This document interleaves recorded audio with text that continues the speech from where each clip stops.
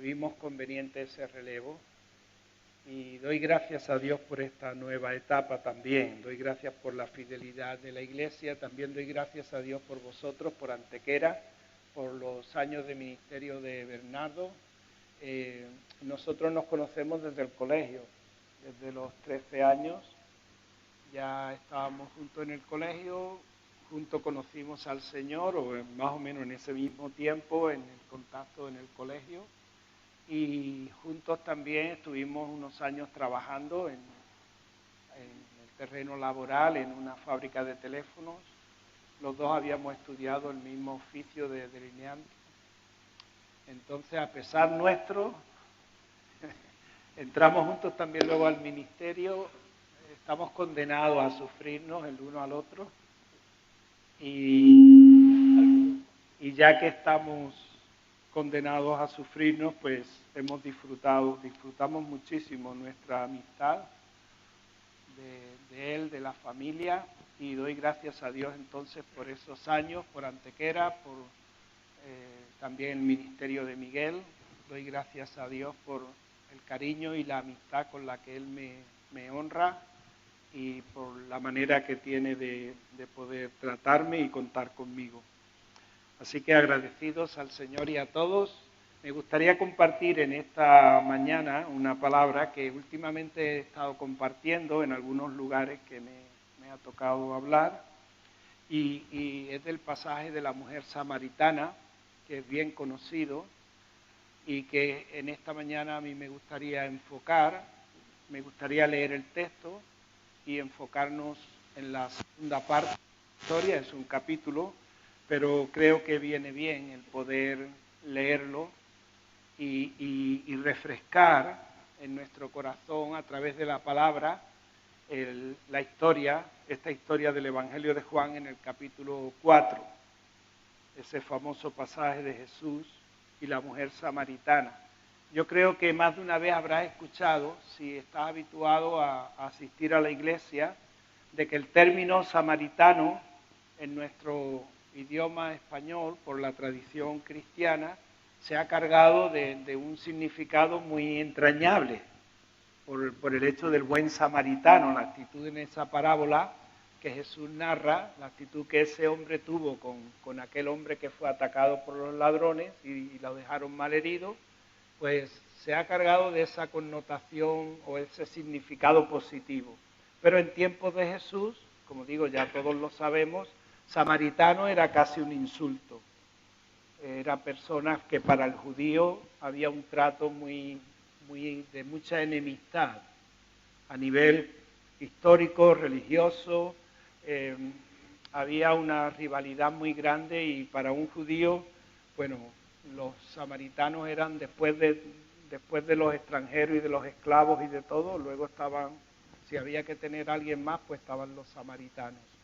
Había un desprecio muy grande, y digo esto porque Jesús, precisamente por eso ahora a nosotros nos suena la palabra también, esa palabra samaritana, el buen samaritano nos suena también porque Jesús, un poco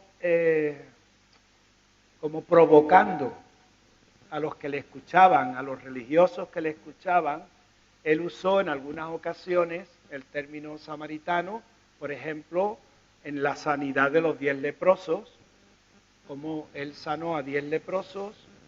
Los 10 leprosos fueron enviados por Jesús a que se presentaran al sacerdote para que certificara la sanidad de ellos, y dice que yendo ellos de camino fueron sanados. Y solo uno de ellos, al ver que había sido sanado, se volvió a dar gracias a Jesús, y dice Jesús, y este era un samaritano. Referir estas cosas, igual que la parábola del buen samaritano, donde el hombre que fue atacado por los ladrones es observado por el sacerdote que pasa y hace la vista gorda, y por el escriba también, el levita que pasa por allí, y solo un samaritano. Todas estas historias a la gente que oía a Jesús hablar les hacía sentir mal. Era como como si el Señor pusiera el dedo ahí en la llaga para hacerles sufrir. Pero en este contexto debemos entender también este pasaje de la mujer samaritana. Era un encuentro en el que Jesús muestra cómo el Evangelio es capaz de no poner barreras. Barreras a veces culturales, las barreras de nuestra, digo culturales, no solo a nivel social, sino también a nivel religioso. Jesús era un hombre de su tiempo, vivió dentro de los límites de su tiempo, pero aún así él dio un testimonio fuerte de la grandeza del Evangelio, ¿no? Y este pasaje es prueba de ello. Así que permíteme, lo leemos, aunque todos lo conocemos, y así entramos un poco en contexto. Dice: cuando pues el Señor entendió que los fariseos habían oído decir, Jesús hace y bautiza más discípulos que Juan, aunque Jesús mismo no bautizaba, sino sus discípulos, Jesús salió de Judea y se fue otra vez para Galilea. Jesús no era muy amigo de que la gente empezara a darle popularidad. A diferencia de todos nosotros, digamos, nos metemos todos, pero a Jesús le gustaba ser discreto y buscaba ser más eficaz que popular. Y en ese sentido él sale de Judea, que era, digamos, la parte sur de Palestina, y para ir a Galilea, su tierra, en el norte, tenía que pasar por el territorio de Samaria, que siempre era un territorio conflictivo para los judíos. Dice, vino pues a una ciudad de Samaria llamada Sicar, junto a la heredad que Jacob dio a su hijo José. Y estaba allí el pozo de Jacob. Entonces Jesús, cansado del camino, se sentó así junto al pozo. Era como la hora sexta, mediodía. La hora empezaba a las 6 de la mañana, era la primera hora, la tercera hora era a las 9 de la mañana, la hora de la oración, y luego la hora sexta, que era mediodía. Vino una mujer de Samaria a sacar agua, y Jesús le dijo, dame de beber. Sus discípulos habían ido a la ciudad a comprar de comer. La mujer samaritana le dijo, ¿cómo tú, siendo judío, me pides a mí de beber, que soy mujer samaritana? Que judíos y samaritanos no se tratan entre sí. El tono de la conversación aquí a veces nos los tenemos que imaginar, se puede interpretar de muchas maneras, se puede predicar esto desde muchísimos enfoques. Puede que la mujer se sintiera sorprendida, en uno de los más habituales, que la mujer dijera, como dice, ¿cómo tú, siendo judío, me pides a mí de beber, que soy mujer samaritana? Y esa sorpresa podemos interpretarla como de agrado, como diciendo, mira qué bien, ¿no? Que tú te has dignado, pero también podía ser enemistosa, es decir, ¿tú por qué te diriges a mí, no? Sea como fuere, que no es del interés de lo que tenemos que entender, pero sea como fuere, lo que sí es cierto es que Jesús ahí tiene ese gesto de poder, en necesidad como estaba, estoy predicando y no estoy leyendo, pero bueno, en necesidad como estaba, él aprovecha esa situación de cansancio, esa situación de sed, para poder hacer un gesto hacia esa mujer. A mí me llama la atención porque dentro de lo que es nuestro contacto con la gente de fuera, con la gente que no tiene entendimiento del Evangelio, igual que nosotros, me llama la atención esa situación donde Jesús aprovecha verse en necesidad. A veces nos acercamos a los demás y podemos tener la actitud de que somos nosotros los que podemos ofrecerle algo a ellos. Mira, yo tengo algo que darte, ¿no? Y puede que esté bien, depende de la ocasión. Pero es curioso ver de uno poder apreciar en gente que a lo mejor no están dentro de nuestra experiencia religiosa, ver cómo ellos pueden ser útiles para nosotros y poder mostrar ese gesto de aceptación de la necesidad. Y él rompió la barrera de la enemistad, la barrera también que se supone había de una mujer, hablar con una mujer, es que ella no solo era samaritana, es que además tenía el delito de ser mujer. Que en el tiempo de Jesús ser mujer era también un mal que había que sufrir. Yo creo que ahora muchas veces también, ¿no? Entonces, Jesús tiene ese gesto y a la mujer le sorprende. Si la enojó o le agradó, cada uno lo podemos interpretar como queramos porque podemos hacerlo, ¿no? Pero cuando ella dice, ¿por qué me pides tú a mí de beber? Y Jesús aprovecha la oportunidad para decirle, si conocieras el don de Dios. Lo que dice el versículo a continuación. El versículo 10 dice, respondió Jesús y le dijo, si conocieras el don de Dios, ¿quién es el que te dice, dame de beber? Tú le pedirías y él te daría agua viva.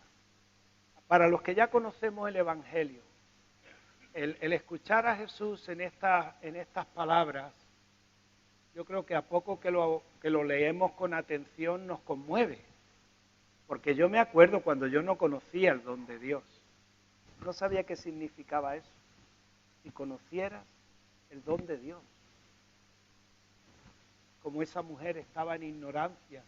Cuando uno ya ha experimentado, cuando uno ya sabe realmente lo que significa esa gracia del Señor, pues, y es más, yo te digo, yo ya he cumplido, como he dicho, 40 años de pastor, de convertido, pues llevamos 50 y tantos años, y yo todavía digo, Señor, yo no puedo negar todo el beneficio del don tuyo en mi vida, de tu salvación, pero todavía al mismo tiempo me siento con la impresión fuerte de que ¿cuánto me queda por conocer del don de Dios?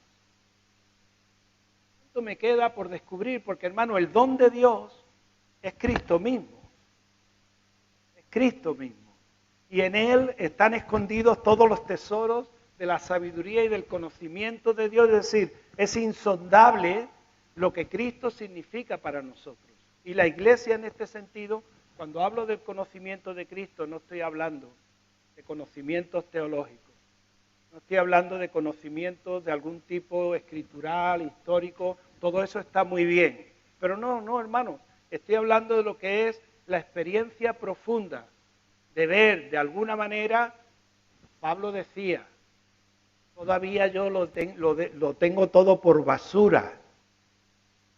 Es decir, todo lo que me es ganancia lo he estimado como pérdida y aún tengo todas las cosas por basura, por la excelencia, es decir, por seguir en ese querer conocer mejor el conocimiento de Cristo. Y él era un apóstol.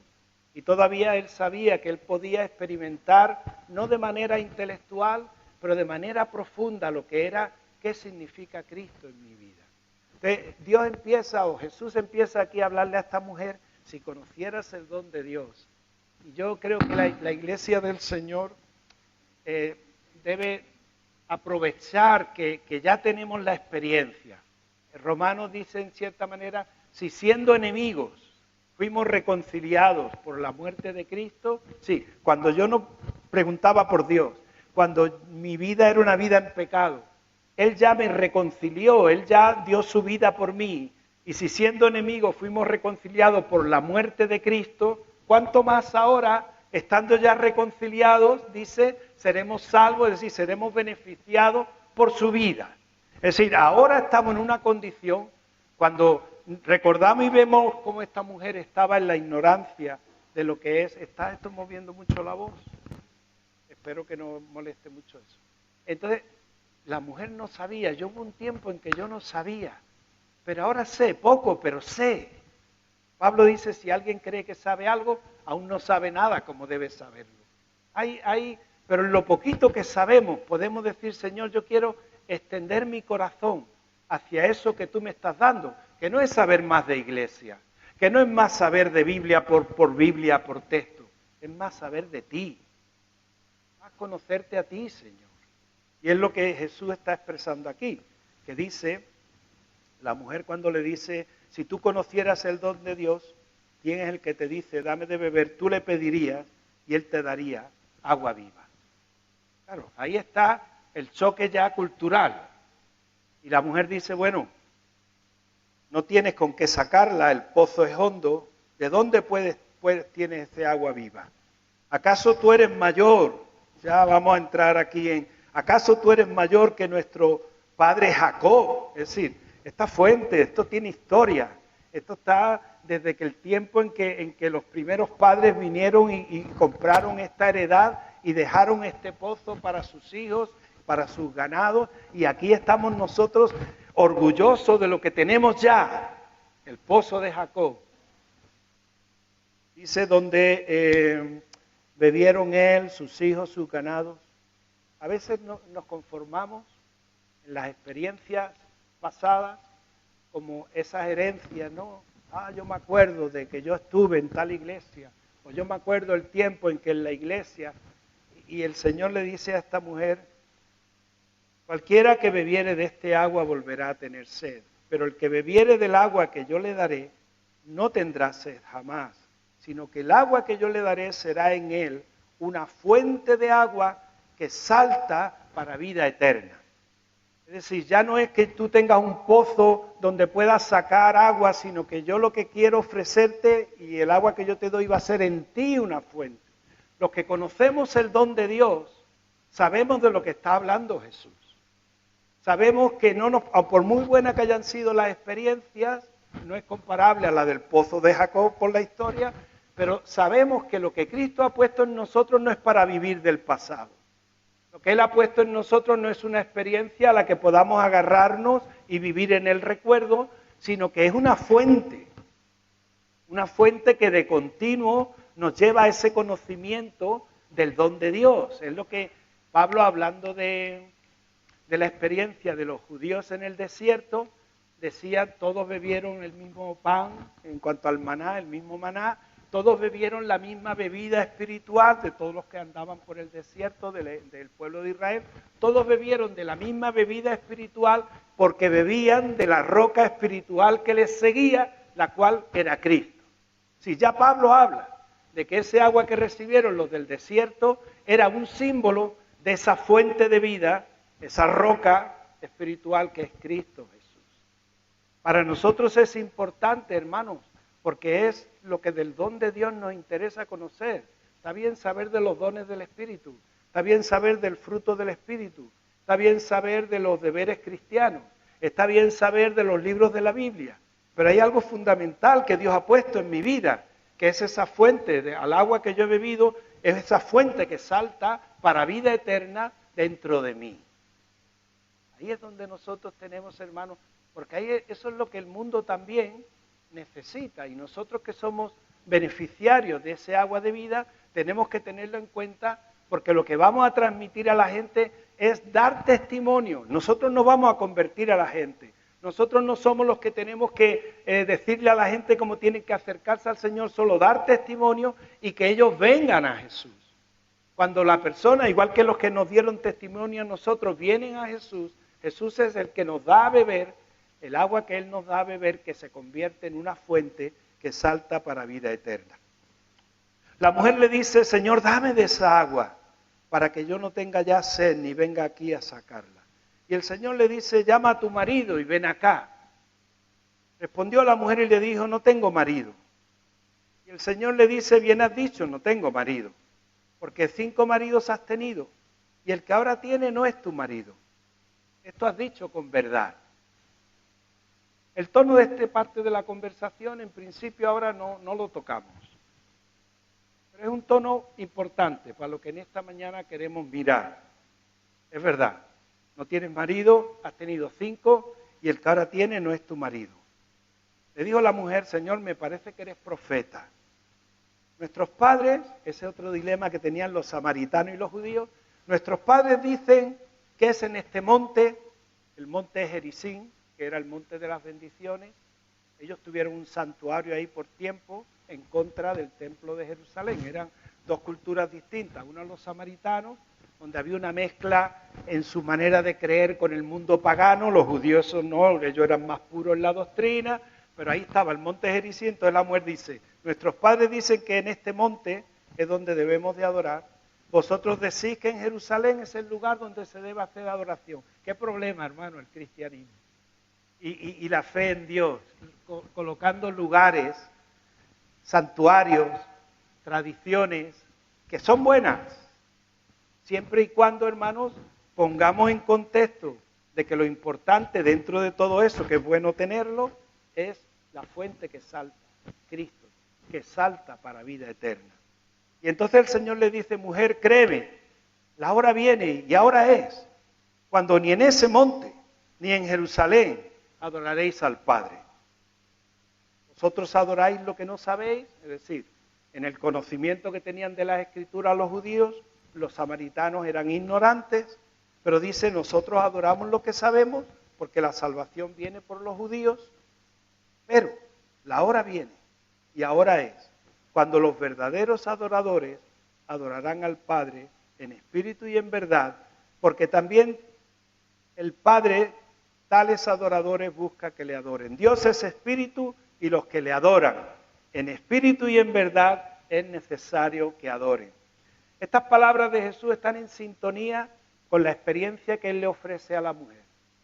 Tú estás aquí cogiendo el agua del pozo, te acuerdas de Jacob, de este pozo. Yo te estoy hablando de algo mucho más interior, de algo mucho más permanente. Habla de la adoración en este monte, nosotros de la adoración en el Señor. Yo te estoy hablando de algo mucho más profundo. Los verdaderos adoradores adorarán al Padre en espíritu y en verdad. El don de Dios hace posible lo que no era posible. Que yo pueda aprender a adorar a Dios, no solo de manera cultural, es decir, no solo con la reunión preciosa que tenemos y que cantamos y que es precioso poder estar en el culto. Por supuesto, Dios está con nosotros todos los días, pero venir al culto está bien, aunque a veces en el culto tengamos que ver a gente que a lo mejor pues unos nos caen bien y otros no. Pero todo eso está bien. ¿Por qué? Porque en el culto las más de las veces, aunque yo tengo una comunión con Dios, hablo entre comillas, una comunión magnífica a solas, a veces esa comunión magnífica a solas brilla por su ausencia, porque me veo débil solo, porque en medio de mi rutina me cuesta trabajo a veces buscar del Señor. Y a veces vengo con la conciencia mala de decir, ay, que no busco a Dios como tengo que buscarlo. Y llego al culto cargado. Y a veces en medio de estas reuniones sencillas, que no los coros que cantan a lo mejor no son los que a mí me gustan, o en medio de eso, el testimonio del canto y de los hermanos y de la palabra anima mi corazón. Me hace sentir a Cristo más real, aunque sea en este entorno, más real que cuando yo estoy a solas. A solas puedo tener momentos magníficos, pero yo te puedo decir, hermano, muchas veces el simple hecho de ver un hermano sentado en el banco, de poder ver la oración de cualquiera o poder escuchar al lado mía gente cantando, motiva mi corazón más de una vez. Uno ha venido derrotado y en el culto más sencillo y más simple uno ha podido salir fortalecido por la gracia que Dios nos da. El don de Dios no solamente se da en momentos oportunos, se da de muchas maneras, a veces también a través del encuentro con los hermanos. O sea, es parte de la fuente que salta para vida eterna. Y en el momento en que el Señor de alguna manera se puede manifestar en nuestras vidas. Entonces, le dijo la mujer, sé que ha de venir el Mesías, llamado el Cristo, el ungido. Cuando Él venga, pues Él va a poner todas las cosas en claro, ¿no? Esa era la experiencia de samaritanos, de judíos, de todos ellos, ¿no? Pero dice, el Señor le dijo, mujer, yo soy el que habla contigo. Hasta aquí, digamos, es una primera parte de este tema, muy bien conocida. Ahora esta conversación se interrumpe porque llegan los discípulos, ya han vuelto de ir a la ciudad, de comprar cosas que comer, y quiero que te fijes a partir de aquí en esta parte que quiero compartir. Dice, en esto vinieron los discípulos y se maravillaron de que hablaba con una mujer. Se maravillaron quiere decir, se quedaron sorprendidos de que el Señor hablara con una mujer. Eso no se veía bien. Y más, ellos conocerían que era samaritana. Sin embargo, ninguno le preguntó, ni qué hablas con ella, ni nada. Dice, entonces la mujer dejó su cántaro. Acuérdate que ella había ido por agua. El motivo de ir al pozo era coger agua. Pues ella dejó allí su cántaro, se olvidó de eso, se fue a la ciudad y dijo a los hombres, venid, ved a un hombre que me ha dicho todo cuanto he hecho. ¿será este el Cristo? Entonces salieron de la ciudad y vinieron a él. Entre tanto los discípulos le rogaban, Maestro, come. Él dijo, yo tengo una comida que comer que vosotros no sabéis. Los discípulos decían, bueno, esto que alguien le ha traído de comer. Pero el Señor les dijo, mi comida es que haga la voluntad del que me envió, que acabe su obra. ¿No decís vosotros, aún faltan 4 meses para la siega? Yo te digo, alza vuestros ojos, mira los campos, porque ya están blancos para la siega. Salto esos últimos versículos, vamos al testimonio de los samaritanos. Muchos de los samaritanos de aquella ciudad creyeron en él por el testimonio, déjame que no me pierda aquí, muchos de los samaritanos de aquella ciudad creyeron en él por la palabra de la mujer que daba testimonio diciendo, quiero que te fijes bien en esto, daba testimonio diciendo, me dijo todo lo que he hecho.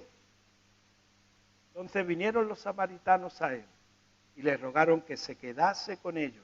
Y se quedó allí en tierra de samaritanos 2 días. Él iba de paso, pero se quedó allí 2 días. Y creyeron mucho más por la palabra de él. Y le decían a la mujer, ya no creemos solo por tu dicho, porque nosotros mismos hemos oído. Y sabemos que verdaderamente este es el Salvador del mundo, el Cristo. En esta última parte, alguien te habló. Alguien nos dijo del Señor. Muy bien, precioso, escuchar las noticias del Señor. Pero qué diferente, cuando aparte de aquella persona que nos habló, llegamos el día en que conocemos de primera mano el don de Dios. ¿Y quién es el que nos estaba diciendo, como Jesús dijo a los judíos en otra ocasión, si alguno tiene sed, venga a mí y beba?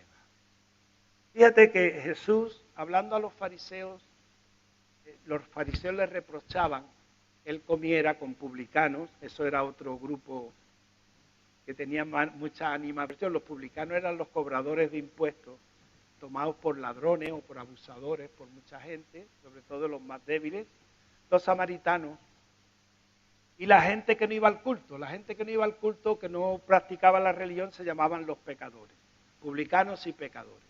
A Jesús le recriminaban mucho que él se viera con esta gente.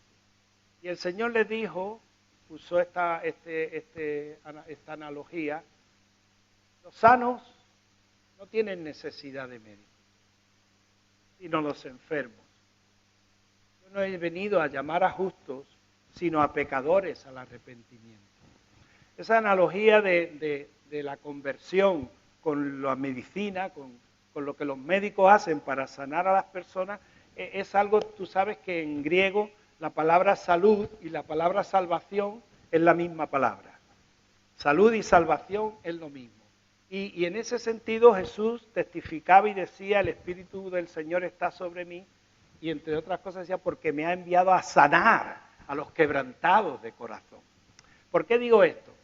Digo porque quiero que nos fijemos en la palabra de testimonio de la mujer. Dejó su cántaro, se fue a la ciudad y le dijo a los hombres allí en la ciudad, mirad, me he encontrado a alguien que me ha dicho todo lo que yo he hecho. ¿Tú entiendes la expresión trapos sucios? ¿Entendemos esa expresión? Lo que significan los trapos sucios. A nadie le gusta que nos saquen los trapos sucios, ¿sí o no? No. Cuando Jesús habló con esta mujer, ella le dijo, llama a tu marido y ven acá. Hemos leído como la mujer dice, no, yo no tengo marido. El Señor le dice, es verdad, no tienes marido, has tenido 5. Y el que ahora tiene no es tu marido. Muchas veces, igual que la conversación primera de Jesús con la mujer, aquí podemos poner el tono que a cada uno se nos ocurra. Si eso fue más amable, menos amable. Yo te puedo decir una cosa, a mí me conmueve. ¿De qué manera habló el Señor con esta mujer? El testimonio de ella a los demás. Ella no se sintió ofendida. El testimonio de ella a los demás es, este hombre me ha dicho todo cuanto yo he hecho. Quizás era de dominio público. no lo sé, pero aunque fuera de dominio público, a nadie, no de manera graciosa decimos a la gente nuestros trapos sucios. ¿Sabe que a veces una cosa que yo he pensado muy pocas veces es, porque esta mujer para mí, en la lectura de esta parte de has tenido 5 maridos, el que ahora no tiene no es tu marido, la idea que yo recibo es de una mujer ligera de cascos. ¿Entendéis esa expresión también? Ligera de cascos. Una persona de viva la vida. Un marido, otro marido. Y a veces yo he pensado y digo, bueno, ¿realmente era así esta mujer? Por supuesto, ella no podía ser una santa, nadie, ninguno lo somos. Ninguno lo somos. Pero 5 maridos. El tiempo ese, la mujer no era la mujer la que tenía la autoridad o el privilegio de divorciarse. La mujer no decidía divorciarse. A ti 5 maridos. Otra cosa, ¿con qué edad casarían a esta mujer? ¿Sabemos a qué edad se casan en el Oriente las niñas? A veces apenas entran en su vida de mujer con 12 años, ya están casadas con hombres muy mayores. Sería la vida de esta mujer. 5 maridos.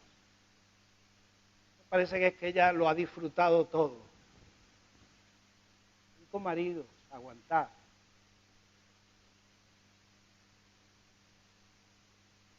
Cuando el Señor habla a esta mujer, hermanos, y le declara, como ella dice, me ha dicho todo cuanto yo he hecho. Sabes que a uno no le gusta que le miren por dentro, pero cuando tú vas al médico, tú ves que el médico toma interés y no te mira por encima, sino que quiere saber qué hay dentro, te manda pruebas, qué bien, me ha mandado, me haga un análisis, me haga una radiografía, me ha mandado un TAC, me ha mandado una resonancia. Hermano, el Señor decía, yo no he venido a llamar a gente sana, sino a gente enferma. Yo me imagino qué manera de Jesús hablar a esta mujer. Qué manera de esta mujer entender lo que Cristo le estaba diciendo para ella salir tan aliviada, tan poco condenada, tan poco avergonzada. ¿De qué manera el Señor podía? Como cuando uno ha ido al médico y el médico te ha dicho el diagnóstico y te ha encontrado lo que realmente es tu necesidad y tú has salido contento por decir, pues ya sé lo que me pasa.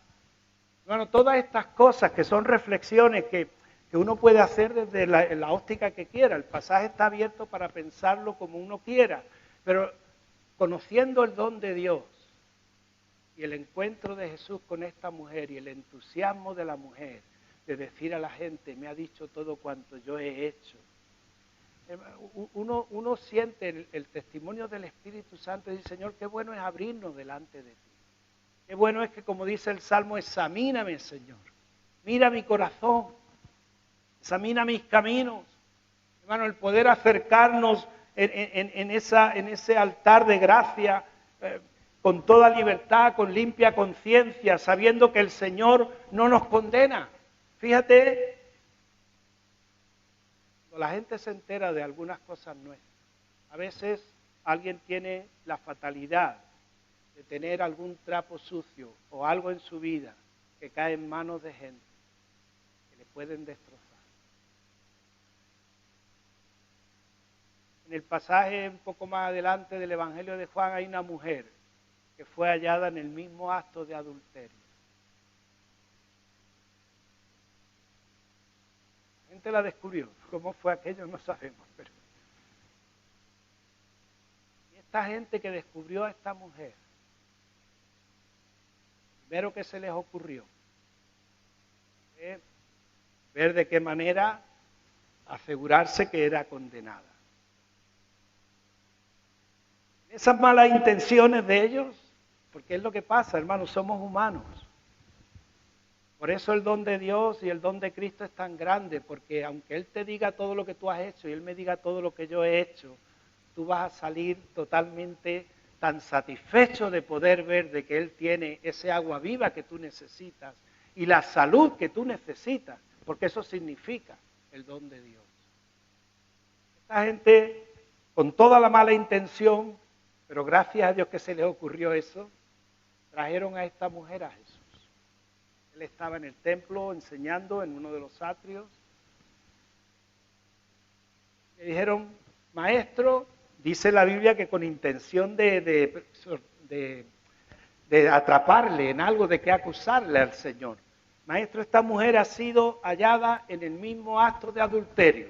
Sí, el diagnóstico de ellos era claro. Esta mujer es una adúltera. Y la ley de Moisés dice, eso es otra cosa. Vamos, que nosotros sabemos lo que la Biblia dice. La ley de Moisés dice que a estas mujeres hay que apedrearlas. ¿Tú qué dices? Hermanos, la ley decía claramente lo que tú y yo, que la paga del pecado es muerte. La ley lo tenía claro. Era lo que Jesús venía a decir. ¿Cuál era el don de Dios para nosotros? Es lo más precioso, hermano. Dice, porque no envió Dios a su Hijo al mundo para condenar al mundo, sino para que el mundo fuese salvo por Él.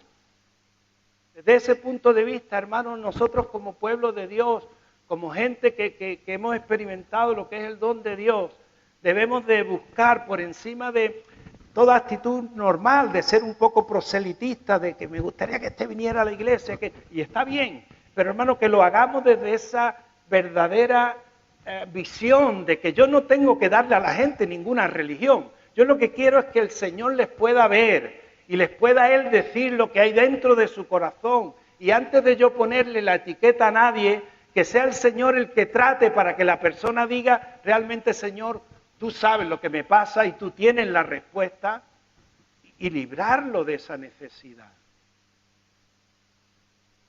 Jesús no hizo caso de la gente, siguió escribiendo en tierra, pero ¿qué pasó? Que insistieron.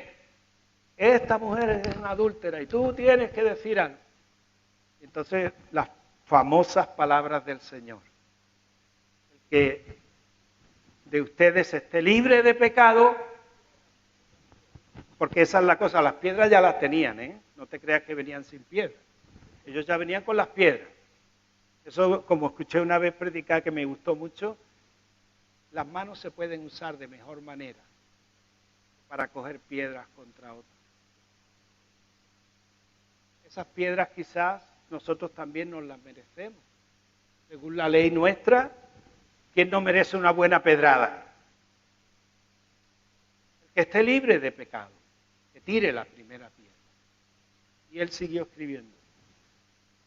Dice la palabra del Señor, tú lo has leído, que empezando por los más viejos hasta los más jóvenes, uno a uno, se fueron yendo.